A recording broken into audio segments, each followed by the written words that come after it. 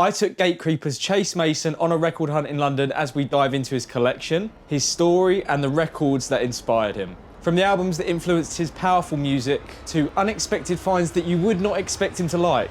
Join us on today's hunt with Chase and discover what's behind his passion for vinyl, cassettes, and also CDs. Meet Chase. He plays in a death metal band out of Arizona in the US. He founded the band together with Eric, one of the guitar players, and Matt, their drummer. They've played all over the world countless times, along with bands such as Cannibal Corpse, Obituary, Sepultura, and they're really catching on over here in the UK as well. Now, I found out that Chase likes to collect his music, so I thought, as they're here in London, why don't I see if I can get Chase on the channel and do a little bit of a music hunt and interview with him.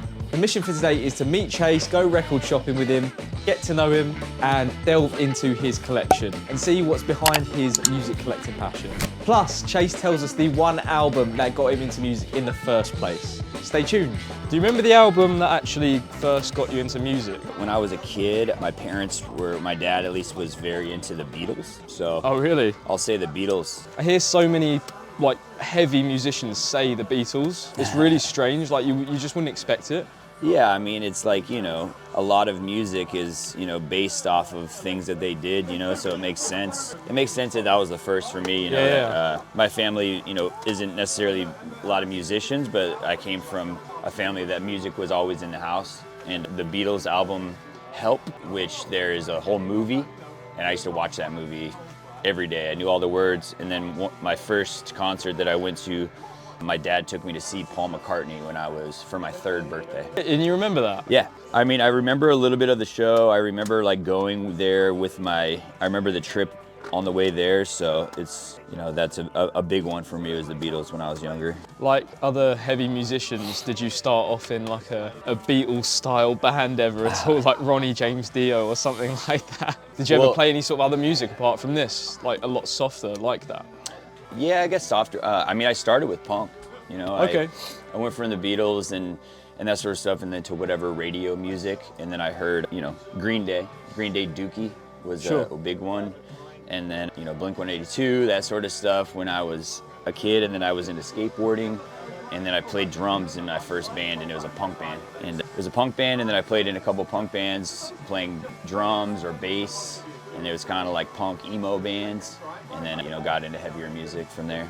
But yeah, I played in all kinds of bands, everywhere from drums, guitar, bass. I've played it in all of that, and all different types of genres. What have you picked out there? Fields of the Nephilim.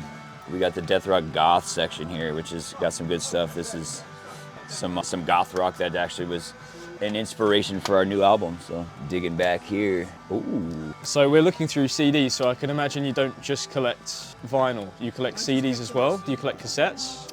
Yeah, I've been on tour. It's been a lot easier to, transport CDs or tapes or things like that. But I'm still gonna look at the records, but I do like to buy some original CDs if I can find them. Is that an original? Do you know? I don't think it's an original from the 80s, but looks cool to me. Do you remember the first ever album that you had on vinyl or CD or any of these formats? I'm pretty sure that the first CD that I ever bought was No Doubt Tragic Kingdom. Tell me about it. You don't know about No Doubt? No, man. Should I? You know who Gwen Stefani is? Gwen Stefani? Yeah. It was her band before, it was No Doubt. Oh, really? Yeah, and their album, Tragic Kingdom, had I'm sure that it made it over here, but there was multiple hits on this album. But I remember, I just got it at Target or something I was there with my mom. Yeah. And, that was my first memory of being I want this CD, I'm gonna buy it with my own money, No Doubt. Ooh. How's it going? Hi there, how are you doing? Good, how are you? Excellent, I'm all good, thanks. This is awesome. Do you know how many albums you have at the moment? CDs, vinyl, cassettes? Or do you just kind of buy and leave and then you have no clue? I mean, the thing is, since I started collecting at least records, I definitely sold them. I sold off my whole collection at one point, really? And then had to, rebuild.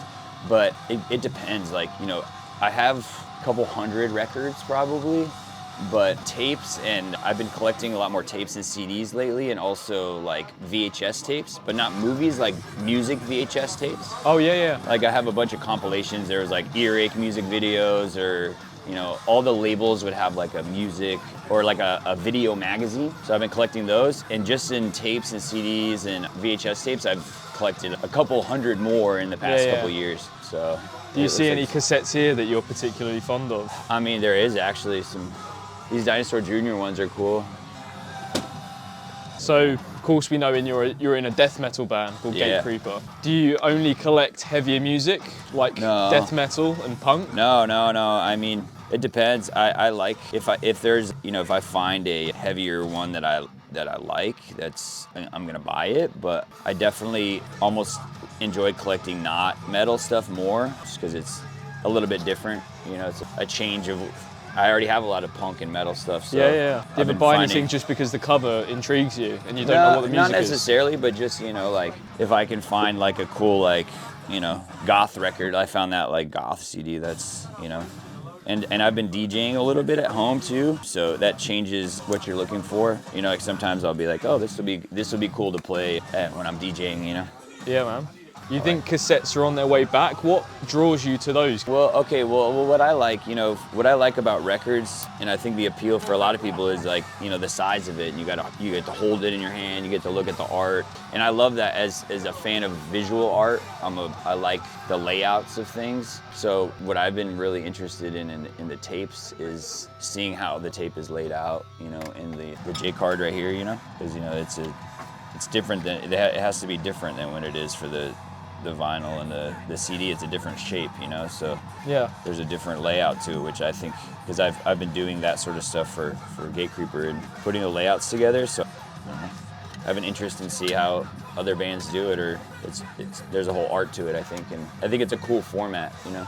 It may not be the best format to listen to at home. I mean, it may not be the best quality, but I feel like as a physical product, a physical piece of art, I think it's cool. I suppose before social media, all a band had really was in a record store was the way that their album looked. So yeah, you know what I mean? I suppose it's important for an album to look really cool. Oh, absolutely, you know?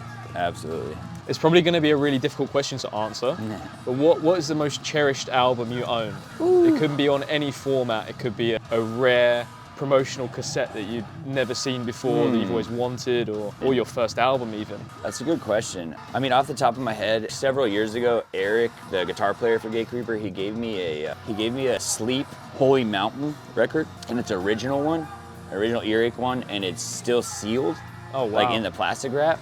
And I think it's like warped. I think all of his records got like, you know, warped or something, probably because it's so hot. But, yeah. He gave it to me, but for some reason it's like, you know, it's like, oh, this is awesome. Like, it's the only record that I have that's like original, that's still sealed and everything, that I have another copy of the record already so that I can play that one. So it's the only one that it's like, it's off limits, that I'm not gonna put on the turntable. So I guess that counts. That's something I didn't even think about, is if you live in a hot climate like Arizona and your air conditioning stops working, is it thousands of pounds worth of vinyl just ruined? Pretty much, yeah. I didn't even think about that. Is there a holy grail that you've always wanted to find, but you've never actually managed to find it? Not really. I guess I'm not looking for anything that specific. I try to keep it pretty broad, you know? Just go with the flow, whatever comes to you at the time. Yeah. It's what goes in the collection. I've been dipping my toes into dub lately, so I'm looking through dub right now. Oh yeah? Are you into it? Are you familiar? No, not one bit. Not one bit? Tell me about it. I'm not the one to ask, dude. I'm still learning myself. Yeah, but you know? Music is subjective, so I mean, it doesn't matter if you're an expert. It's your view on it, you know what I mean? I'm just dipping my toes in, so I'm still, you know, I'm still learning myself. Yeah. Before we leave, I was wondering whether you might be able to sign I've got a Gatecreeper album with me. No doubt. And maybe grab a photo with you if that's cool. Absolutely, man. Thanks, man. So what do you think of this shop, dude? It's awesome. This place is really cool. I've never been to New York, but I can imagine a record store would feel like this if I went to New York.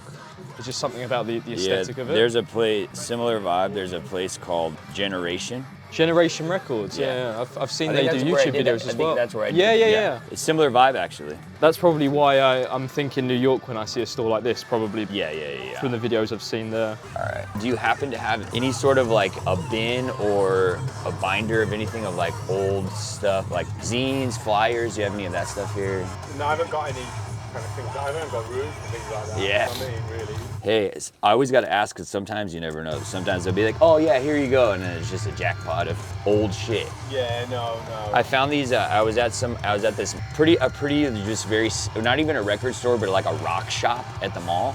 And I asked them, I was like, and the lady busted out this binder, and there were a bunch of the old like band trading cards. I got like a bunch of Sisters of Mercy trading cards and stuff. They're really awesome, yeah. And it was just like this, you know, it was just, they were all in here and nobody wanted them. I was like, I took like, 20 of them. For me, it's just anything printed, you know, like I think printed is lost. Now everything's on a screen. So it's flyers, zines, anything that's printed, I'll collect it. Discharge as well. There, and discharge is there. Right, stickers, flyers, Yes. the whole kit. And a bag, And a bag. most importantly. There it is, thank you very much. Get you out of here. Perfect. Awesome. Excellent, nice one. Thanks again. See you next time. All the best, see you next Great time. to see you, mate. Yeah. Thanks for having us. Nice one, Jay. See you next time. Thanks, brother. See you All right. later. Thank you. We did it. Let's go. That was it. I hope you guys enjoyed getting to know Chase. I certainly did. If you want to see the video I did with Mikael from Opeth, he's got the most amazing record collection. Click up here. You're not going to regret watching this video. It's honestly like talking to a music encyclopedia. See you over there.